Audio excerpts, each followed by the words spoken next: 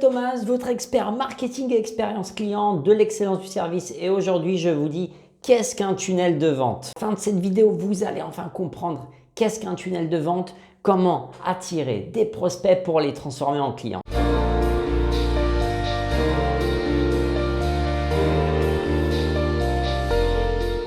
Donc nous allons voir le tunnel de vente en plusieurs parties, comme un cours d'école. Alors tout d'abord une petite introduction pour comprendre déjà qu'est-ce qu'un tunnel de vente.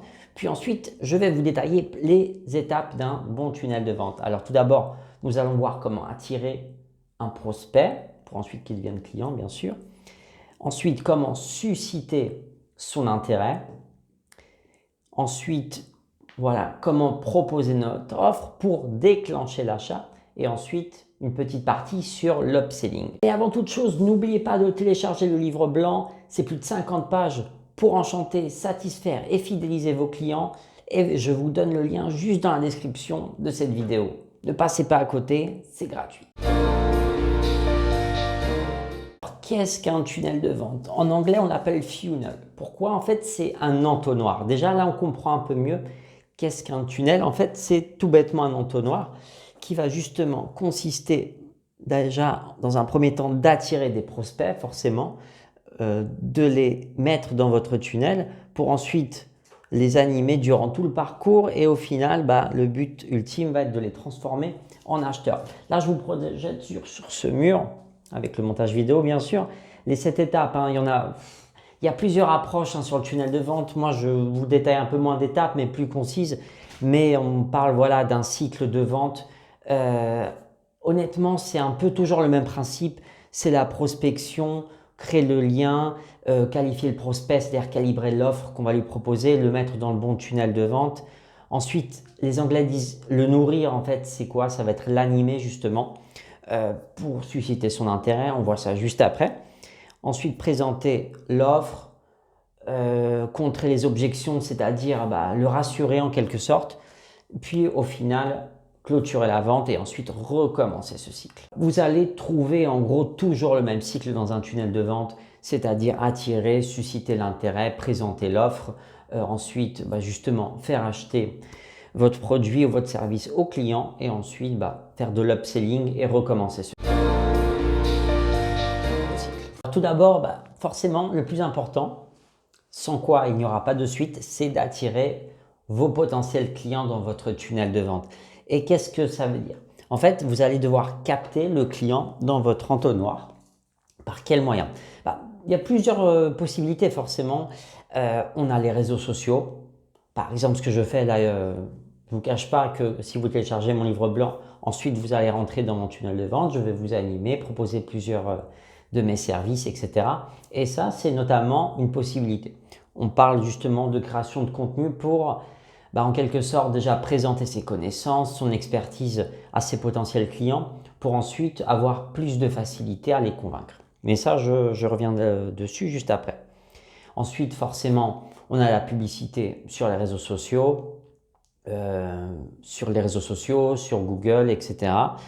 Ou également le mailing si on achète par exemple une base de données déjà existante et on envoie le mailing au client. Alors, selon certaines approches, on peut va dire qualifier le prospect avec 3 températures différentes, donc froid, tiède, chaud. Et c'est justement à travers ça qu'on va choisir le bon canal. Je m'explique. Quand un client est dit froid, c'est-à-dire qu'il n'a ni connaissance, il n'a connaissance ni du problème, de son problème en l'occurrence, ni des potentielles solutions. Et du coup, quand on est face à des prospects froids, entre guillemets, on va devoir justement leur présenter leurs problèmes, leur faire savoir qu'ils ont un problème. Vous voyez, c'est déjà différent. Leur faire savoir qu'ils ont un problème pour ensuite les éduquer à une possible solution. Donc là, on parle vraiment de zéro. C'est des personnes qui n'ont pas forcément déjà un besoin identifié, mais qu'on va essayer de créer. Ensuite, nous avons les clients prospects, parce qu'un client, c'est déjà quelqu'un qui a acheté chez vous. Un prospect tiède, c'est un prospect qui connaît son problème, mais qui ne sait pas comment le résoudre. Et là, justement, on va devoir peut-être revenir sur son problème et justement présenter les solutions que nous pouvons offrir à lui. Et lorsque nous avons une majorité de clients froids ou tièdes, selon encore plusieurs études, plusieurs ouvrages, Le mieux est justement de les animer à travers les réseaux sociaux parce que c'est là où vous allez avoir plus tendance justement à développer leurs problèmes, à les éduquer, à produire du contenu pour parler de leurs problèmes et ensuite présenter vos solutions. Mais justement, maintenant passons aux clients chauds. Les prospects chauds, ils savent déjà précisément ce qu'ils veulent. Ils ont un problème et ils savent comment le résoudre.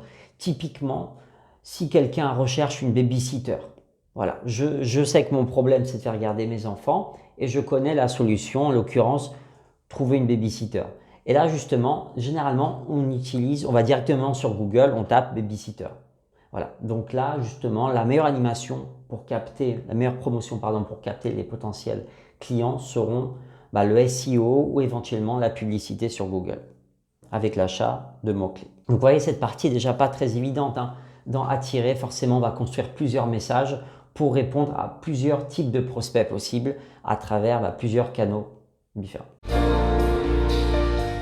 Ensuite, la seconde étape d'un tunnel de vente, c'est justement susciter l'intérêt de son prospect. Pourquoi susciter l'intérêt? Parce qu'aujourd'hui, honnêtement, il y a plein de marques qui se battent sur un même produit, un même service. Vous voyez par exemple sur les réseaux sociaux, il y a plein de publicités de coachs, etc. Donc le marché est vraiment presque saturé sur de nombreux créneaux.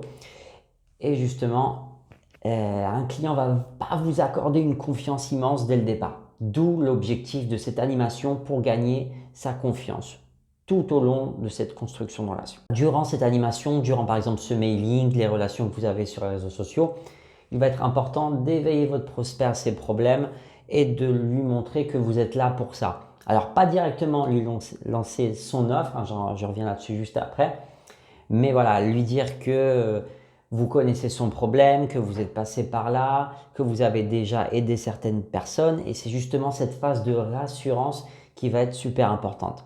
Vous allez devoir le rassurer sur vos compétences pour vous montrer que vous êtes apte à résoudre son problème. Si vous avez des témoignages, c'est encore mieux. C'est une preuve, on appelle ça preuve sociale justement, parce que le client va s'identifier, prospect, j'ai du mal, désolé, le prospect va s'identifier dans des clients que vous avez pu avoir et justement va être rassuré, il va se dire, tenez, il a réussi à aider ces personnes-là, j'ai le même problème, donc il va m'aider.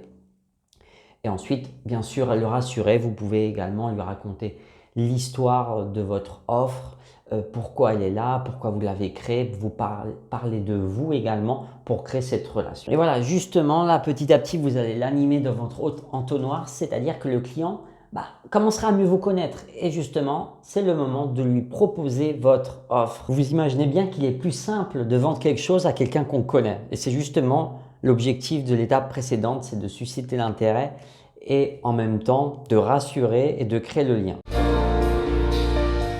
Donc maintenant, on était un peu sur la logique de Pareto, 80% d'animation, donner de la valeur, apporter de la valeur, créer du contenu, etc.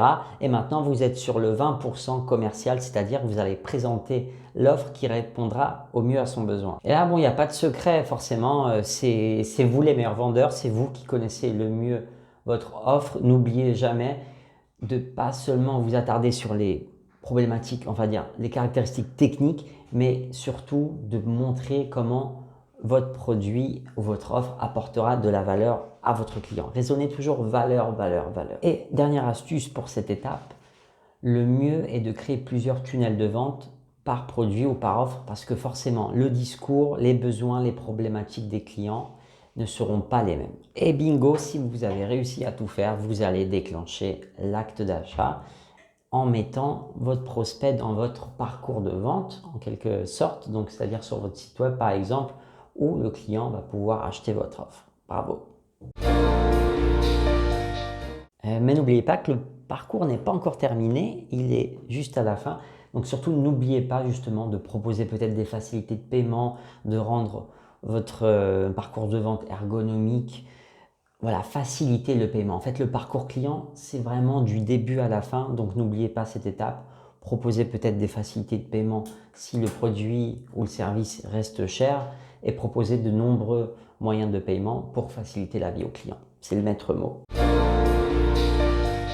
Et enfin, dernière étape qu'on oublie parfois, c'est l'upselling. Voilà. Une fois que vous avez vendu l'offre au client, tout ne s'arrête pas là. Et justement, quelles sont les possibilités? Soit vous le conservez dans votre base de données, votre mailing, et dans tous les cas, vous devez le faire, conserver vos clients.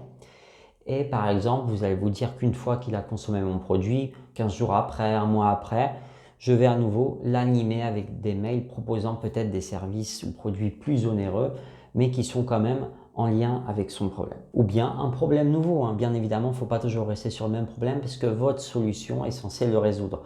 Donc peut-être vous pouvez l'animer avec d'autres types de produits ou services. Exemple tout bête, par exemple, vous avez vendu un livre sur un programme minceur. Voilà. L'objectif, le problème de votre client était justement de perdre du poids. Donc, vous avez vendu ce livre-là. La prochaine étape, forcément, peut-être un mois après l'achat de votre client, vous allez pouvoir lui proposer un autre type de programme, par exemple, sculpter ses abdos, faire du sport à la maison, etc. Quelque chose qui est en lien, mais qui ne répond pas au même problème. Et là encore, vous allez repartir dans le même cycle. J'espère que cette vidéo vous a permis de mieux comprendre qu'est-ce qu'un tunnel de vente. Alors surtout, le plus simple, n'oubliez pas que c'est une logique d'entonnoir. On ramène des prospects pour les transformer en clients. Et dans cet entonnoir, on anime, on partage de la valeur, on crée de la confiance justement pour vendre plus facilement son produit ou son service. Si cette vidéo vous a plu, surtout n'oubliez pas un petit like, un partage, ça fait très plaisir. Et je vous retrouve mercredi prochain pour une nouvelle vidéo. Passez un très bon dimanche et à bientôt.